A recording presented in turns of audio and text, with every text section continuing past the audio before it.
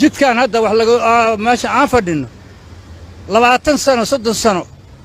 lama soo marin nimanka hadda shiraayeen waa joogeen allahood alla hadeeyaan banaanka naga maraano ninkaas daarood ha noo haayo xukunka faraha naga qaadaan ma rabno dulmi iyo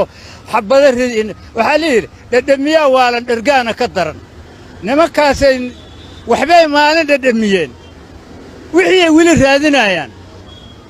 war dhulkaan iyo sida ayaga joogeen hadday wax ka samaysanayaan nin la arkay meeshiisu waa samaystay way samay waayeen waxa ay rabaan hadda waxa waaye walax ay dhadhamiyeen ay baadi goobayaan